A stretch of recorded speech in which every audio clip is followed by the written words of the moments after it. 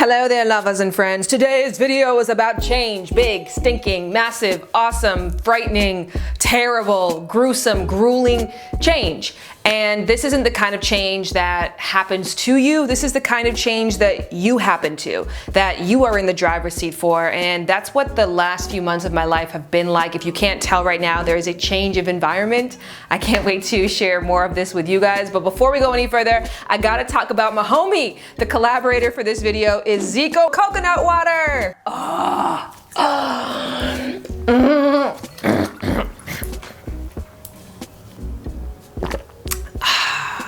That's how I drink it every single time. This is my cheat meal in a way. This is me drinking water. It's coconut water, but it's extra hydrating. It's all natural, so there's no sugar added, but coconut water has a bit of sweetness to it. So this became my saving grace, and I only buy the big ones because the little bottles just won't do for me, and I go through one a day, but I love it so much. ZICO Coconut Water also has an incredible message that I really wanted to elaborate more on and share how this message in particular relates to where I'm at in my life right now. And that message is to help yourself.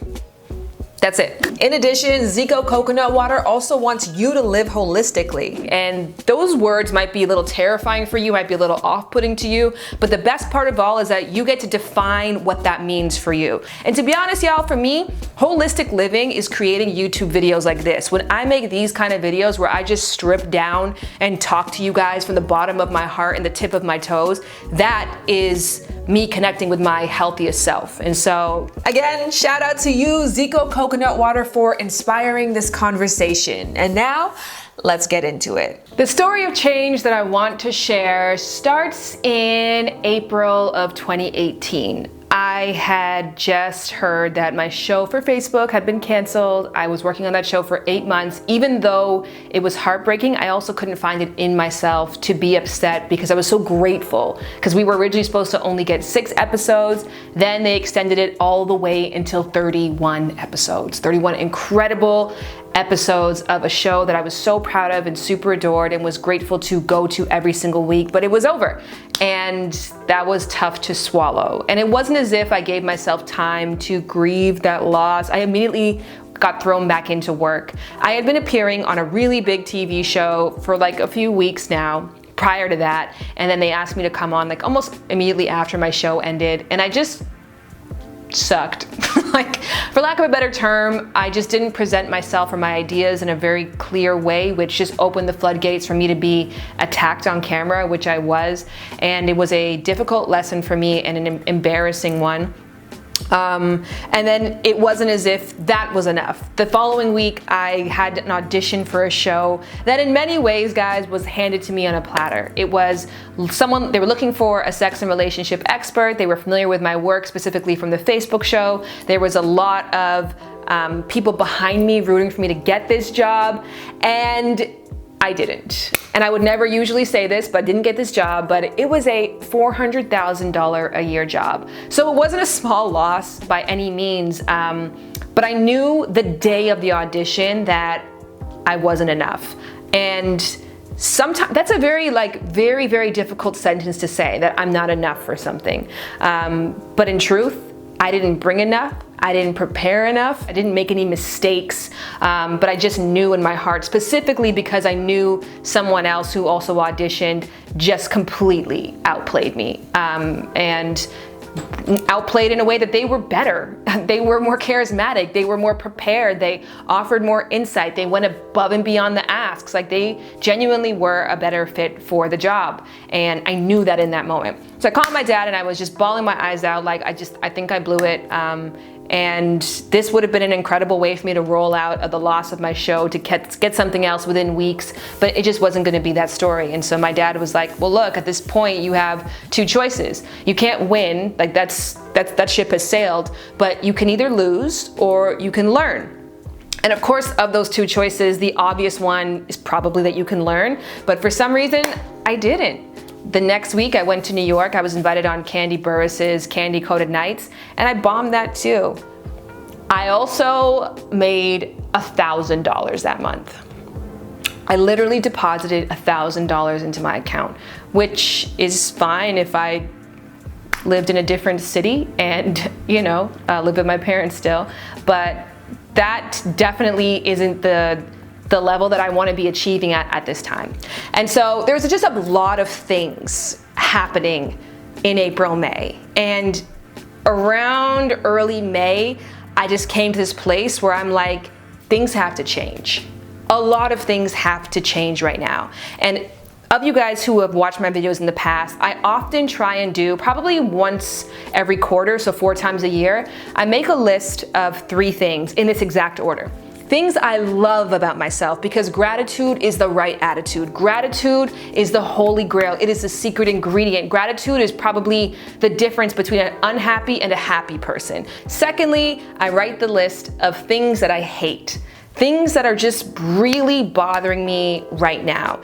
And then finally, I make a list of things that I'm neutral about. Things that maybe I don't necessarily love, I don't hate, but they're just things that exist and there's some positive and some negative to them, and so I don't stress about them. And the goal of this exercise is to be able to examine these 3 things, look at that middle section, and see if you can move it up or down.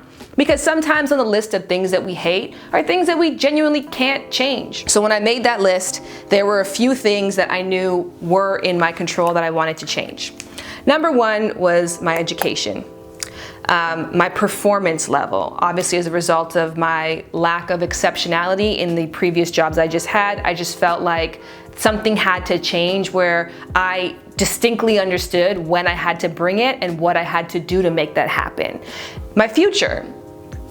I honestly, couldn't go on making $1,000 a month, and the lifestyle that somebody who works in media is that you have your ups and your downs, but I don't really want to live like that, and I'm not your standard performer, so I should be creating a sustainable future for myself, a base level income, so that I'm never dipping below a certain amount, and that I'm never having rough months to that extent. So that's something that I knew I could change. My relationship status, where I lived, my body hair, elements of my body, my car, and lastly, my relationship with my mom. So I look at this list in hindsight now, because we're now in September, and this is a result of me helping myself, because there's one thing on this list that didn't work out, that I actually had to file into things that I'm neutral about, that I just don't have a strong feeling, because it just is what it is at this present time. So we'll start with my performance level. No, we'll start with my future. I am a writer. That is actually what I am. It is my base love, it is my first love, it is what I think my strength is. And so because I love it so much, I think I do it the least. I think when people say they're afraid of success, like they're afraid of what it's gonna be or how it's gonna change their life, I think what they're really saying is, I'm afraid to try my hardest at the thing that I care about the most, and only to find out that I'm not good enough for it. And that's how I feel about writing in many ways. My first book, Laid, just wasn't the experience I wanted it to be. I tried to pursue writing, specifically like a sex and relationship columnist, before I started doing YouTube. That didn't really take off the way that I wanted it to, and so I feel like I filed this in the back of my brain as something that I'm amazing at, but I don't really try, so I never prove if I actually am or not. And so I get to protect that delusion in many ways that this is my true talent, because I don't challenge myself in it. So when I got to this place of all these failed opportunities, not knowing what's next, knowing that the summertime in the media industry is a very slow time, the obvious answer is write a book. You're gonna have the time to do it because you don't have a job. You're gonna have the knowledge and information because you've been working so hard for so long, so try. And honestly, I was able to sell an idea for a book to my dream publishing company and get to writing a book. And that happened pretty quickly, like freakishly quick, because it took me 2 years to get Laid published. Probably, yeah, three to 4 years actually. 2 years to write, and then 3 years afterwards to actually get published. And so I know how hard that process can be. So when I was able to receive that back, I was like, oh my gosh, like that was the jumpstart I needed to know that, okay, we're going in the right direction. We'll go an easy one, my body hair. This is just one of those things that I wish I didn't care about. And ashamed in many ways that it does bother me so much. As many of you guys know, my dad is Guyanese, so I am half Indian. Not that all Indian people are hairy, but my particular brand of Indian happens to be. And so I've just always been a really growy person. Like I said, my nails grow, my hair on my head grows, but that's not it.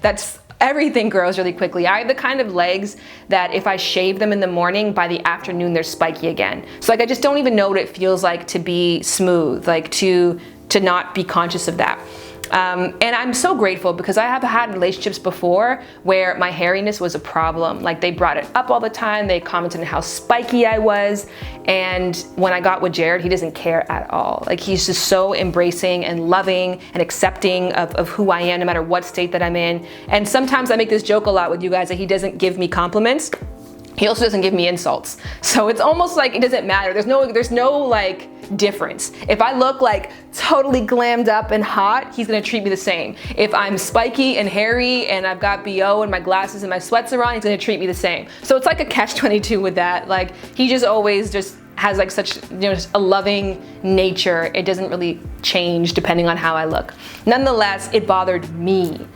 Every time that we were intimate, I just felt self-conscious, like, oh, he's touching my legs, they're hairy. And that thought would cross my head and get me out of the moment. So I decided to invest in laser hair removal. And I have no updates on that. I've done one session so far. I'm paying for it, so it's not a sponsored thing at all. So I'm not gonna shout them out, but I will say that it felt good for me to go to that session to know this is something that's bothered you and now you're doing something about it. You're making that investment in yourself. And so even though I don't have like the results from that yet, I still get to check that off of my list of things that I hate. My relationship status, I want to talk about that.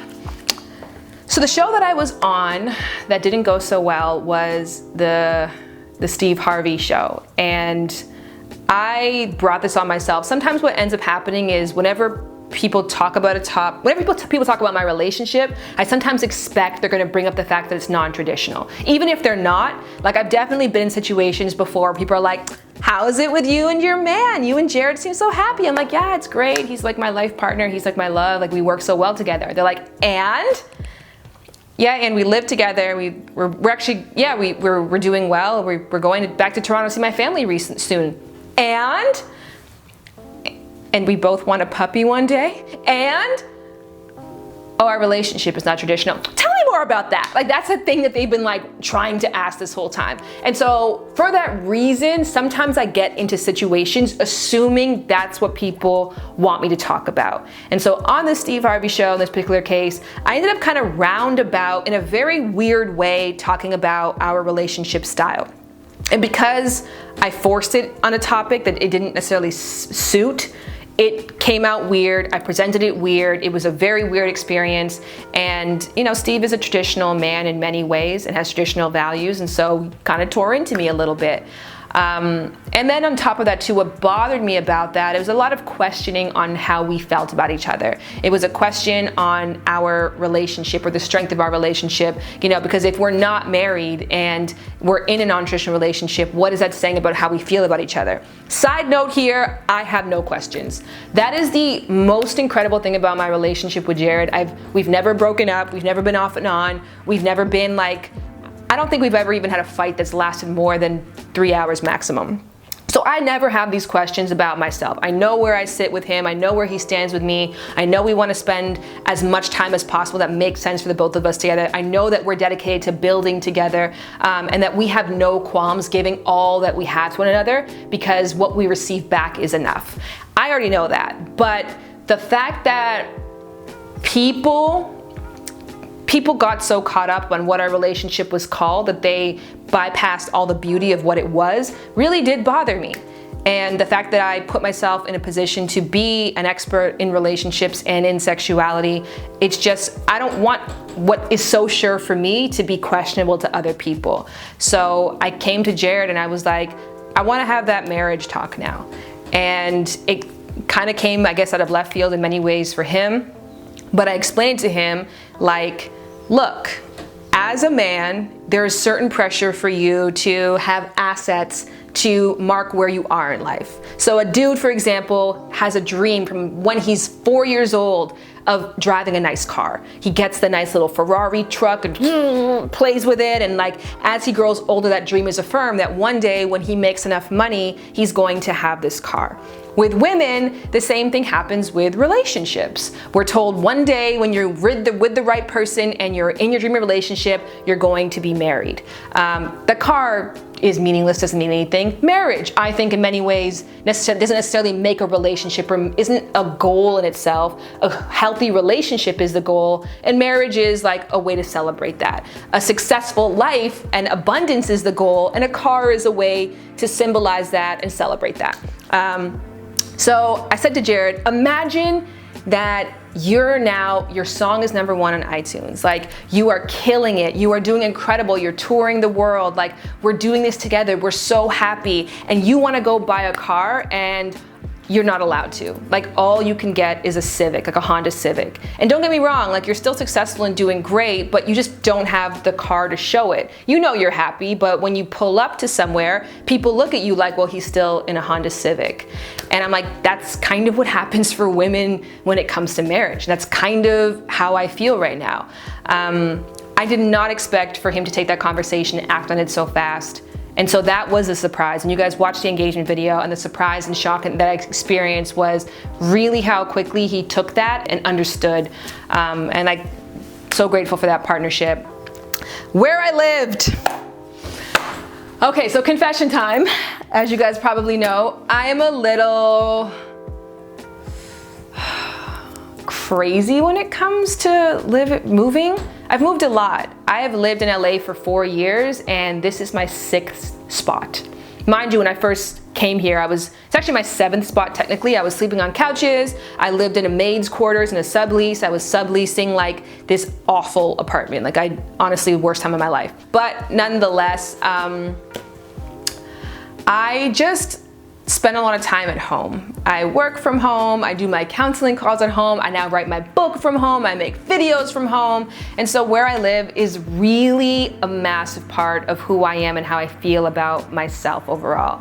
So I liked my apartment, I was happy, and when the year came up, I had to check in with myself because I immediately wanted to move. And I'm like, okay, Miss Booty, are you trying to move because you've created this habit of forcing change when it doesn't make sense, or have you genuinely outgrown this place?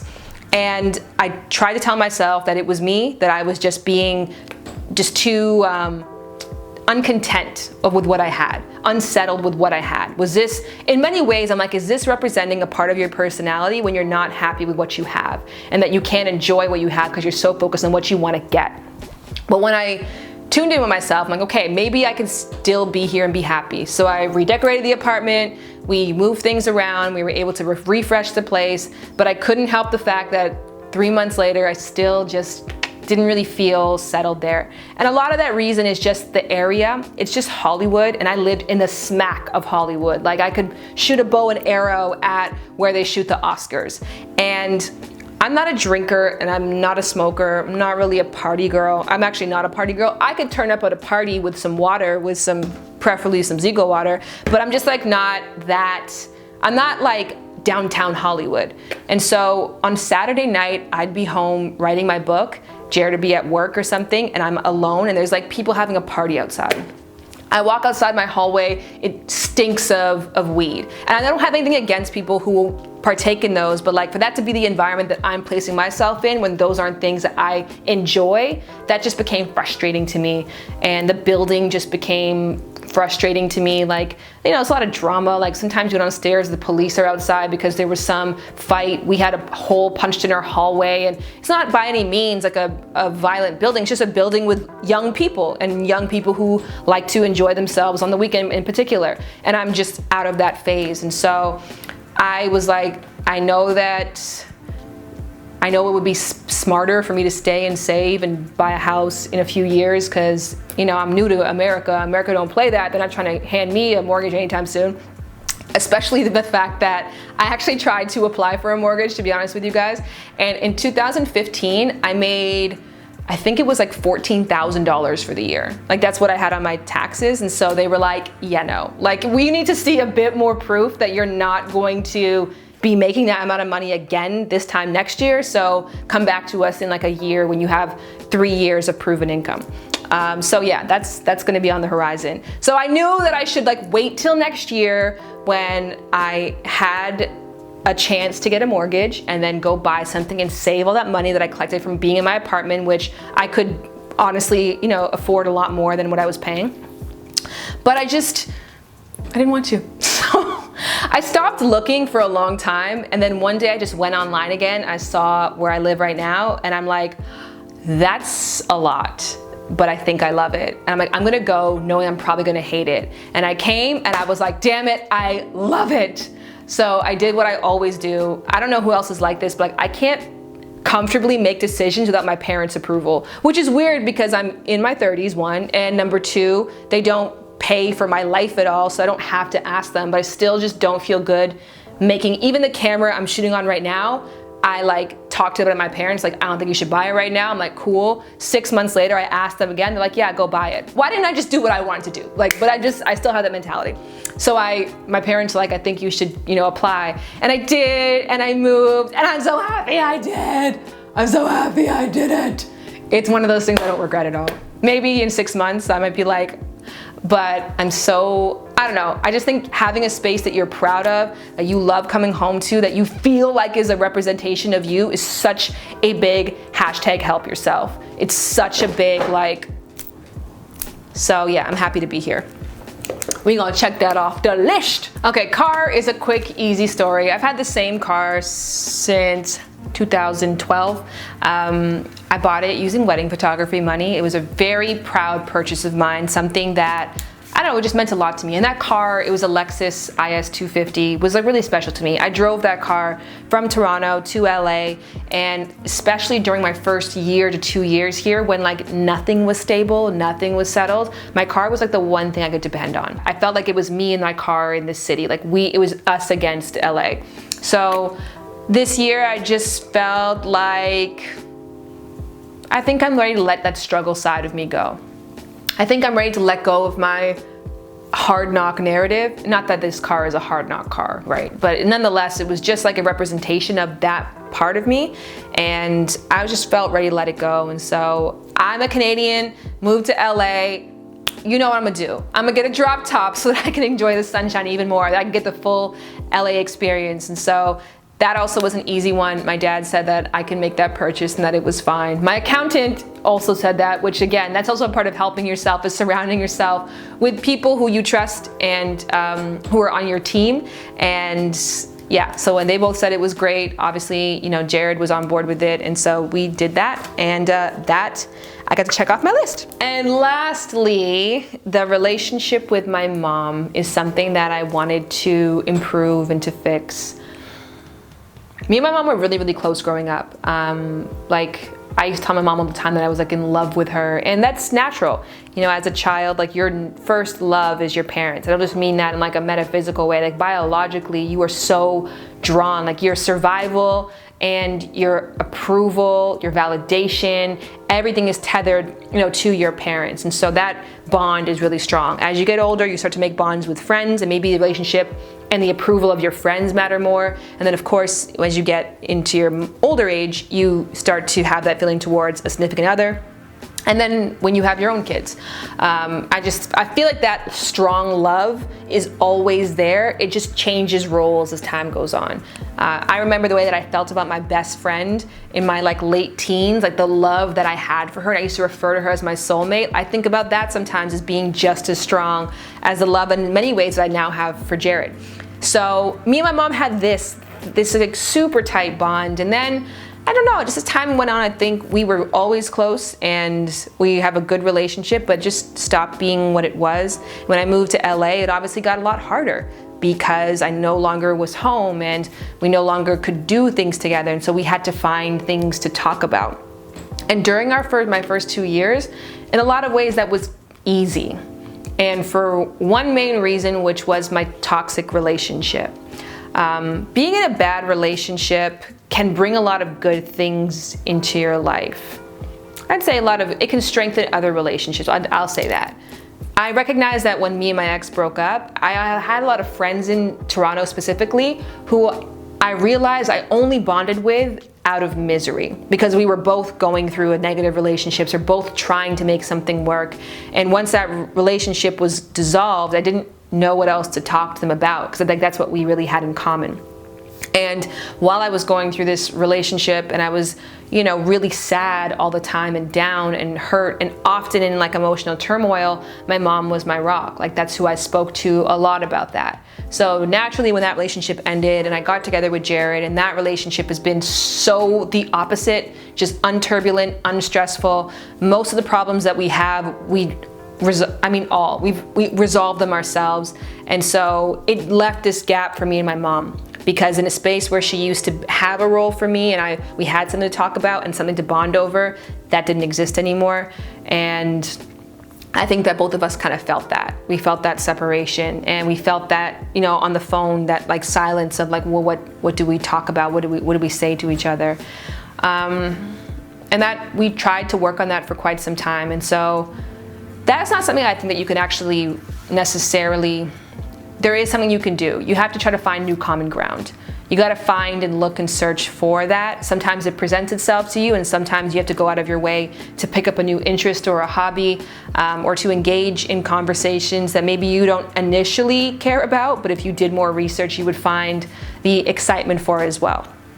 I would say luckily what happened for me is the engagement, that bit of joy. And that's why I think, marriage in many ways, you guys have a lot of opinions about my opinion on it, but I don't think that marriage is for the couple per se. I think that marriage is for the outside. The couple, that's the love is for us. The connection is for us. The vision is for us. Marriage is like the title or like the casing that we wrap it in, but the inside is like what actually is the accomplishment. And so the marriage is something for my family to get excited about, and something for me and my mom to bond about, for us to talk about planning the wedding. And my mom is planning a wedding shower for me when I go back to Toronto in like 3 days. And so that has been a natural way that we've been able to reconnect and make our relationship better. And I am,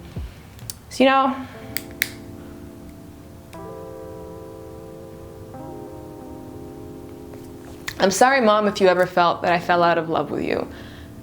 I never did, and it was never about that. I think the big changes in a short amount of time, the really big changes in my life in a very short amount of time, made it difficult for me to transition relationships as well. So much is shifting and moving, and I have so many moving parts, but it doesn't mean that it's not important to me, that you're not important to me. You're so important to me.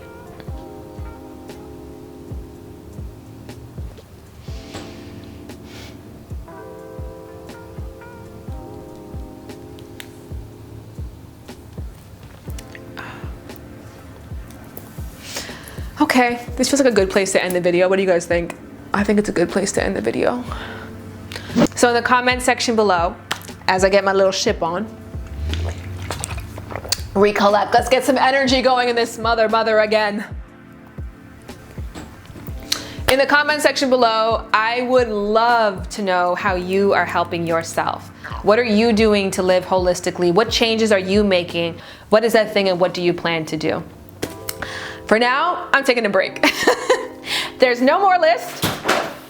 There is no more things that I want to work on. Right now, I just want to enjoy. I want to enjoy my new house. I want to enjoy planning a wedding. I want to enjoy writing my book. I want to enjoy my smooth legs that are going to happen sometime soon. I want to enjoy my new car. I want to enjoy my fiance.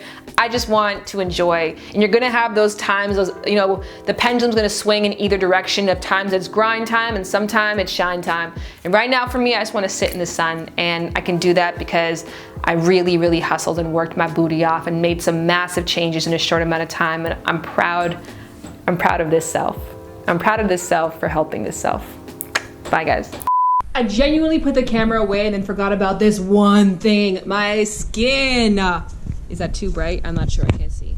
My skin is something that in April was crazy that I have been able to dramatically fix, which I'm going to go into more depth in another video. For now, please like, subscribe, share, hit the notification bell, and above all else, thank you guys for 400,000 subscribers.